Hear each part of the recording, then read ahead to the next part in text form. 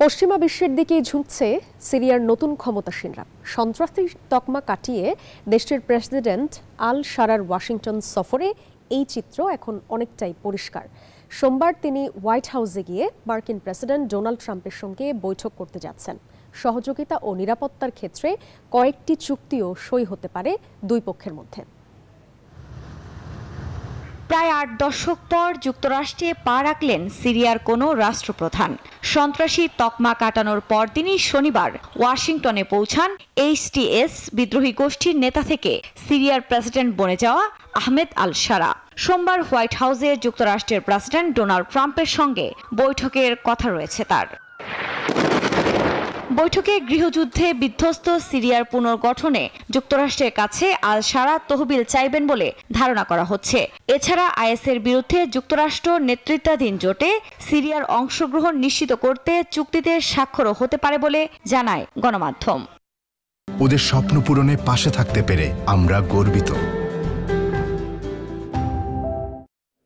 বিশ্লেষকরা বলছেন 1946 সালের পর সিরিয়ার কোনো প্রেসিডেন্টের প্রথম ওয়াশিংটন সফর এটি। যদিও ট্রাম্পের মধ্যপ্রাচ্য সফরে রিয়াদে প্রথমে সাক্ষাৎ হয়েছিল এই দুই নেতার। এদিকে আল শারার যুক্তরাষ্ট্র সফর ঘিরে আন্তর্জাতিক রাজনৈতিক অঙ্গনে চলছে চুলচেরা বিশ্লেষণ। একসময়ের ঘোর শত্রুকে হঠাৎই ট্রাম্প প্রশাসন কেন এত কাছে টেনে নিল সেই প্রশ্ন ঘুরপাক খাচ্ছে। যুক্তরাষ্ট্র সিরিয়ার রাজধানী দামেস্কের কাছে একটি সামরিক ঘাঁটি স্থাপনের পরিকল্পনা করছে এমন খবরও এসেছে আন্তর্জাতিক গণমাধ্যমে। তাই অনেকে বলছেন সিরিয়ার ক্ষমতাসীনরা অবশেষে পশ্চিমা বিশ্বের দিকে ঝুঁকতে শুরু করেছেন। যুক্তরাষ্ট্রের মতো শারার ওপর থেকে সন্ত্রাসী তকমা তুলে নিয়েছে যুক্তরাজ্য ও জাতিসংঘ নিরাপত্তা পরিষদ। ইউরোপীয় ইউনিয়নও হাঁটছে একই পথে। গত বছর চীন রাশিয়া সমর্থিত বাশার আল আসাদ সরকারকে ক্ষমতাচ্যুত করে আল শারার বাহিনী। তীব্র সংঘর্ষে টিকতে না পেরে পালিয়ে রাশিয়ার মস্কোতে আশ্রয় নেন বাশার।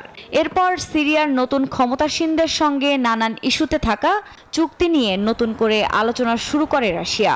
তবে তা কিছুই এখনো আলোর মুখ দেখেনি। আফরিন মৌ, নিউজ 24।